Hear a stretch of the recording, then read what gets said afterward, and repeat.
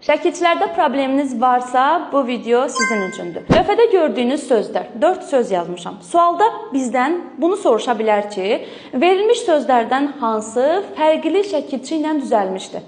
Fikir verin sözlərə, 4 sözdür. Qorxaq, parlaq, uçuq, titrək. Hansı fərqli şəkilçi ilə düzəlmişdir? O zaman abituriyentlərimiz nə edir? Şagirdlərimiz nə edir? Kök şəkilçiyə ayırır. Qorxmaqdan qorxaq, parlamaqdan parlaq. Ay müəllim, par da sözün kökünü par götürmədim. Əslində par var təqlidi söz olaraq. Nəysə, biz ona fikir vermirik. Parlaq, uçmaqdan uçuq, titrəməkdən titrək. 4 dənə sözdür, düzdür? Şəkilçimiz olur aq, q, ıq və ç şəkilçisi. Hansı fərqli şəkilçi ilə düzəlib? 4 deyənlər titrək.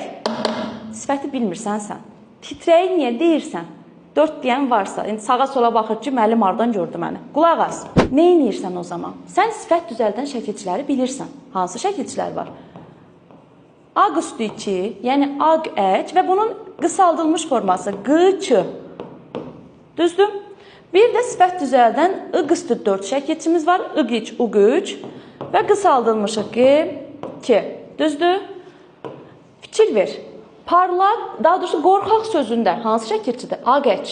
Deməli, aqdır. 2 cür yazılan şəkilçidən söhbət gedir. Bax, bu şəkilçidir. Parlaq sözündə fikir ver, q-dır. Bu nəyin q-sıdır? Aq-əçin q-sıdır da. O zaman sən sözdən əvvəlki sahitə fikir ver. A-nı görürsən, deməli bu aq-əçin q-sıdır. Sadəcə A-la bitdiyinə görə A-sı düşüb. Gəldik uçuq sözünə. Q-dan əvvəlki ıq-dır da, aydın məsələ bilirsən ki, ıq üstü 4-dür. Aydındır.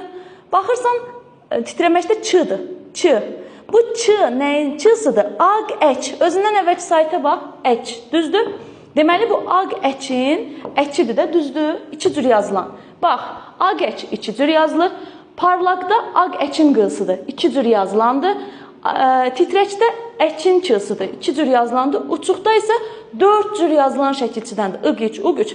Qapalı sahiti görürsənsə, deməli doğru cavabın olur bu. Çünki 1, 2, 4-də açıq sahitlərin şəkilçiləridir. Yəni açıq sahitlərlə yazılan şəkilçilərdir. Bu isə qapalı sahitdir.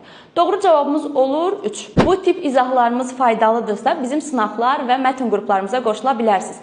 Mətn qruplarımıza qoşularaq siz yeni tipli, qəbul tipli mətnlər görəcəksiniz. Eyni zamanda mətnlərin doğru cavablarını, izahları görəcəksiniz və ən əsas mətnin işlənmə qaydasını görəcəksiniz. Sınaqlar qrupumuza qoşularaq siz fərqli sınaqlarla tanış ola biləcəksiniz. Qəbulda düşmüş sual tiplərini görə biləcəksiniz və həmin sınaqların izahlarını.